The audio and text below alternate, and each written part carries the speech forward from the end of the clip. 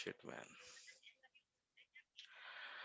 Okay, so someone asked me about the cryogenic blockade. So in cryogenic blockade में क्या होता है? As I told you, हम क्या करेंगे? लीजन क्रिएट करेंगे. लीजन मैंने पहले बताया. लीजन क्या होता है? लीजन इस वैसे पर्टिकुलर इसका मीनिंग होता है जिस एरिया में डैमेज होता है, जिस टिश्यू में डैमेज होता है या कोई भी वाउंड होता है, घाव होता है, जिसमें कोई इफेक्ट होता है, कोई इश्यू होता है, उसको हम लीजन बोलते हैं. लेकिन यहाँ पे इन्होंने लीजन मेंशन किया है कि रिसर्च करने के लिए, कि एक पार्ट को रिसर्च करने के लिए मैं क्या करूंगा, उसको पहले मैं उसको निकालूंगा या खराब कर दूंगा. सपोज मैंने अपने माइंड में एक टिश्यू को मैंने खराब कर दिया, डिस्ट्रक्ट कर दिया मैंने उसको बाय एनी मेथड. या तो मैंने नाइफ कट से किया, या फिर मैंने रेडियो फ्रीक्वेंसी से किया जब मैं करंट पास करके किया, या फिर मैंने क्रायोजेनिक ब्लॉकेट से किया, या फिर मैंने पॉइजन से कर दिया. तो अगर मेरा टिश्यू, माइंड का कोई भी एक टिश्यू अगर काम करना बंद करेगा, तो मेरा क्या होगा, मेरे बिहेवियर में चेंज आ जाएगा, राइट. और जो मेरे बिहेवियर में चेंज आएगा, तो मुझे पता चल जाएगा कि इस टिश्यू का ये काम है. सपोज कि मैंने एक मैं अगर एग्जांपल दूं, मैंने क्रायोजेनिक ब्लॉकेट पूछा है किसी ने, तो क्रायोजेनिक ब्लॉकेट में क्या होता है, इसमें हम क्या करते हैं, इंड्यूसिंग लीजन. मैं एक टेम्परेरी लीजन क्रिएट करूंगा अपने माइंड में, अपने ब्रेन में, सॉरी. मैं उसको क्रिएट कर दूंगा. उसके बाद क्या करूंगा, एक cryoprobe is placed in the brain. एक क्रायोप्रोब एक इंस्ट्रूमेंट का नाम है जो मैं ब्रेन में प्लेस कर दूंगा. और उसका काम क्या होता है, क्रायोप्रोब का काम क्या होता है, the cryoprobe is having a coolant. उसके अंदर एक कूलेंट होता है which will be sent to the area which we want to examine. तो क्या करते हैं, जो कूलेंट होगा उसके अंदर, कूलेंट को मैं क्या करूंगा, ड्रॉप कर दूंगा उस एरिया के अंदर, इंसर्ट कर दूंगा. और उससे क्या होगा, उस टिश्यू को क्या होगा, उस टिश्यू जो मैं वो टिश्यू लीजन में कन्वर्ट हो जाएगा. क्यों कन्वर्ट हो जाएगा, सपोज अगर मैं वैसे अगर नॉर्मल एग्जांपल दूं, फ्रीज कर दूंगा. कूलेंट का मतलब क्या होगा, टेम्परेचर डिक्रीज कर देगा उस टिश्यू का. और अगर मैं टेम्परेचर डिक्रीज कर दूंगा उस टिश्यू का, तो वो काम करना बंद कर देगा, इलेक्ट्रिकल इंपल्स को पास करना बंद कर देगा. और अगर इलेक्ट्रिकल इंपल्स को काम करना बंद कर देगा, तो वो क्या हो जाएगा, वो लीजन में कन्वर्ट हो जाएगा, टेम्पररी लीजन में कन्वर्ट हो जाएगा. तो यहाँ पे मैं टेम्पररी काम कर रहा हूँ, क्रायोजेनिक ब्लॉकेड में मैं टेम्पररी काम कर रहा हूँ, ठीक है. क्योंकि मुझे ब्रेन को स्टडी करना है. ब्रेन को स्टडी करने के लिए मुझे एक टिश्यू को स्टडी करना पड़ेगा. अब एक टिश्यू को स्टडी करने के लिए पहले मुझे उसको खराब करना पड़ेगा, पहले मुझे उसको डिस्ट्रक्ट करना पड़ेगा. जब मैं उसको डिस्ट्रक्ट करूंगा, तभी मेरे बिहेवियर में चेंज होगा. और जब मेरे बिहेवियर में चेंज होगा, जो मेरे बिहेवियर में चेंज होगा, तो उससे मुझे उस टिश्यू का फंक्शन पता चल जाएगा. सपोज मैंने अपने माइंड में, मैंने अपने ब्रेन में एक टिश्यू को डिस्ट्रक्ट कर दिया, मैंने खराब कर दिया उसको. और उसकी वजह से सपोज मैं अपने मम्मी पापा का नाम भूल गया, ठीक है. सपोज मैं नाम भूल गया, जिसको भी मैं जानता हूं मैं उनके नाम भूल गया. तो मुझे ये पता चल जाएगा कि जिस टिश्यू को मैंने डिस्ट्रक्ट किया है, उसकी वजह से मैं नाम याद नहीं कर पा रहा किसी के. दैट मीन्स वो टिश्यू का काम है कि मैं सबके नाम याद रख सकता हूँ. उस टिश्यू की वजह से मैं सबके नाम याद रख सकता हूँ, ठीक है. तो मुझे पता चल गया ना कि इस टिश्यू का ये फंक्शन होता है.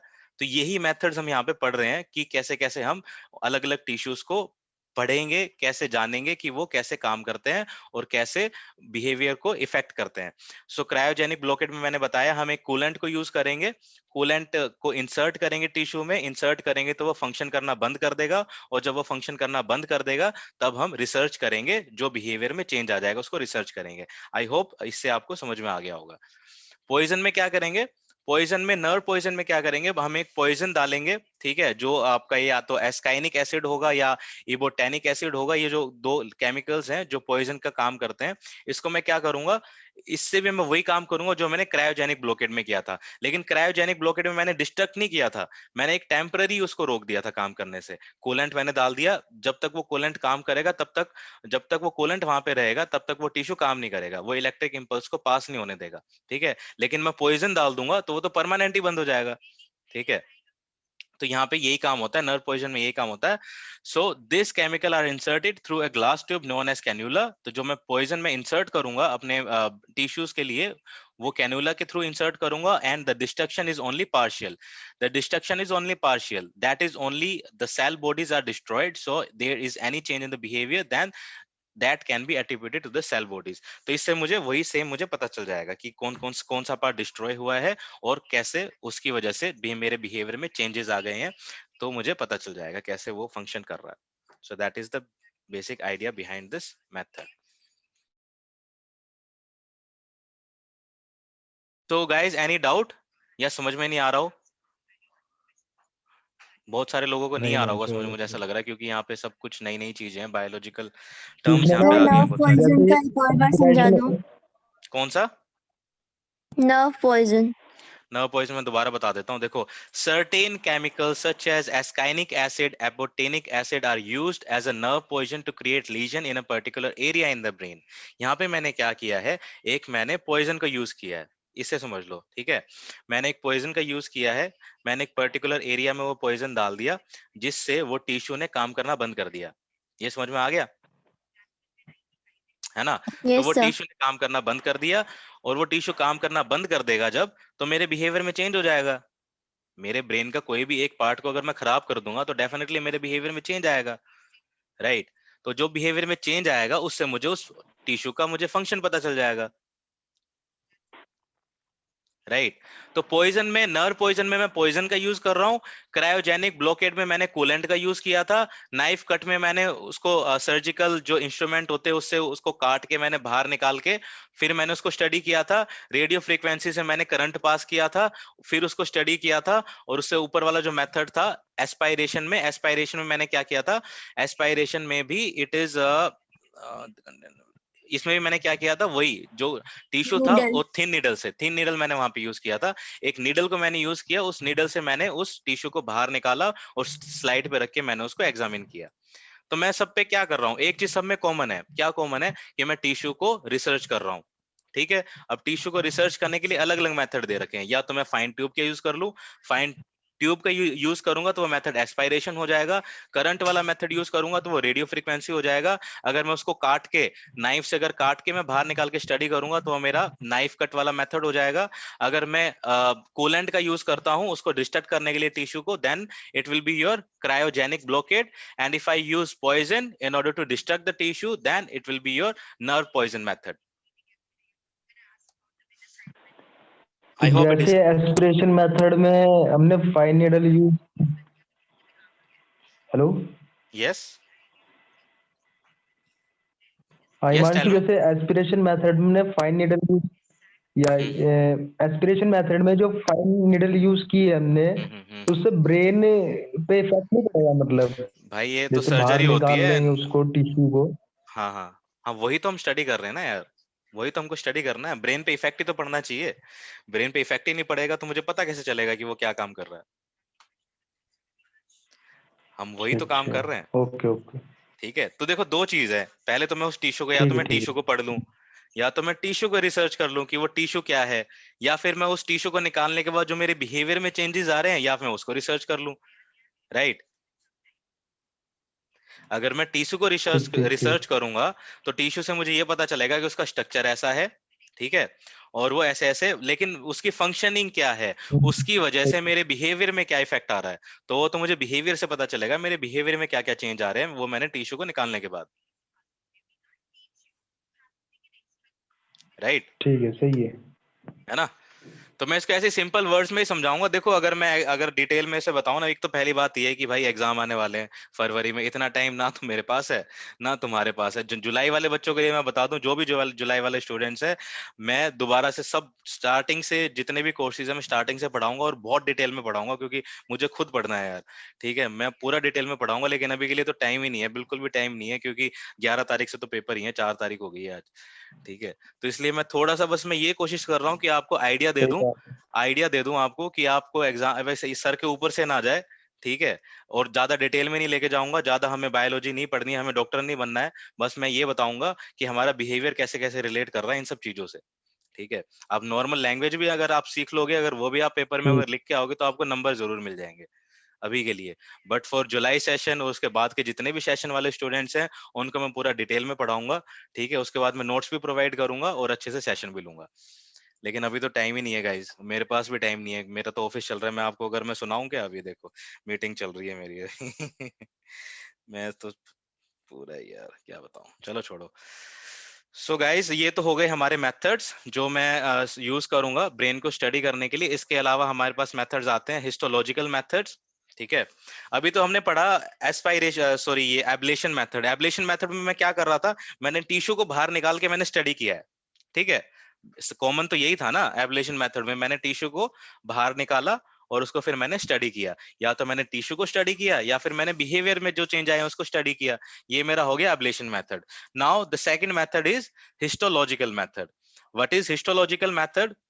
there are many techniques and methods to study anatomy and functioning of human brain. Yes, we know that, but histological method are used for the purpose. In this method, what we do, the sample of the brain that is under investigations need to be prepared so that it can be mounted on a slide and observed under a light microscope, and the tissue needs to be fixed and stained in order to view on the slides. Okay. Okay, तो मैं यहाँ बताता हूँ कैसे करना था। Histological method में भी हम यही करेंगे, लेकिन इसमें हम एक चीज सीखेंगे यहाँ पे, जो मैंने बताया था आपको। हिस्टोलॉजिकल मेथड क्या होता है, उसी का एक पार्ट है, लेकिन हम यहाँ पे डिटेल में पढ़ेंगे। अभी हमने नॉर्मल प्रोसेस पढ़ लिया, लेकिन उसमें जितने भी इश्यूज आते हैं ना, कि टिश्यू, मैंने बताया था टिश्यू मैं निकाल तो लूंगा, लेकिन उसको मैं स्टोर कैसे करूंगा, उसको मैं सेफ कैसे रखूंगा कि मैं उस पर रिसर्च कर पाऊँ, ये बहुत ज्यादा इशू होता है। क्योंकि टिश्यू जो होता है वो बहुत ही माइनर हमारा टिश्यू होता है, पार्ट होता है बॉडी का। उसको सेफ रखना ही मेरे लिए बहुत बड़ा टास्क है, कि मैं उसको पहले सेफ रखूं और उस पर उसको रिसर्च करूं। तो हिस्टोलॉजिकल मेथड में क्या होता है, in this method the sample of the brain that is under investigation need to be prepared so that it can be mounted on the slide and observed under a light microscope। ठीक है, तो जो भी मुझे brain का जो भी मुझे पार्ट मुझे स्टडी करना है, उसको मैं क्या करूंगा, उसको मैं पहले प्रिपेयर करूंगा। ठीक है, पहले मैं उसको प्रिपेयर करूंगा ताकि so that I can put that tissue on a slide for the further research or for the further experiment। ठीक है, तो ये जो प्रिपेयर वर्ड मैंने बोला है ना, इसके अंदर प्रिपेयर वर्ड को ही मैं यहाँ पे एक्सप्लेन करूंगा पूरा हिस्टोलॉजिकल मेथड में, कि मैं उस पार्ट को प्रिपेयर कैसे करूंगा फॉर फर्दर इन्वेस्टिगेशन। ठीक है, I hope it is clear. Any doubt? No. Yes, Yes. sir, clear. ठीक है ना। तो वो जो इससे पहले मैंने पढ़ाया वो नॉर्मल मैंने बता दिया, लेकिन इनमें इशू क्या आते हैं, इनमें इश्यूज यही आएंगे कि मैं उसको प्रिपेयर कैसे करूंगा। नॉर्मल प्रोसेस तो मैंने बता दिया कि मैं ब्लॉकेट में क्या करूंगा, कूलेंट डाल दूंगा और उससे उसको क्या करूंगा, उसकी फंक्शनिंग रुक जाएगी और उसको मैं स्टडी करूंगा। ठीक है, नर्व पोजिशन पॉइजन में मैं पॉइजन डाल के उसको डिस्ट्रक्ट कर दूंगा और उसको स्टडी करूंगा। लेकिन अब मैं अगर मैं उसको डिस्ट्रक्ट करना ही नहीं चाहता, सपोज मैं उसको डिस्ट्रक्ट ही नहीं करना चाहता, मैं उसको लीजन बनाना ही नहीं चाहता, मैं उसको डिस्ट्रॉय नहीं करना चाहता, मैं उसको स्टडी करना चाहता हूँ, मुझे डिस्ट्रॉय नहीं करना, वो मैं डिस्ट्रॉय ही कर दूंगा, तो मेरे को पता क्या चलेगा उसके बारे में। मैं अब इसको डिस्ट्रॉय नहीं करूंगा, मैं उसको प्रिपेयर करूंगा so that I will go for further investigation। ठीक है, so in order to prepare that tissue, in order to prepare that part of the brain, I will use some methods। ठीक है, जिसमें मैं क्या करूंगा, उसको प्रिपेयर करूंगा। सो फर्स्ट मेथड यहाँ पे आ जाता है फिक्सेशन। ठीक है, फिक्सेशन में हमें क्या करना पड़ता है, in this method a fixative is used to fix the tissue. एक फिक्सेटिव होता है, देखो फिक्सेशन में ही पता चल रहा है मैं कुछ ना कुछ फिक्स करने वाला हूं यहाँ पे। तो इस मेथड के अंदर मेरे को एक ऐसा मेथड मैं आपको बताऊंगा जिसके अंदर मैं टिश्यू को फिक्स कर दूंगा एक जगह में।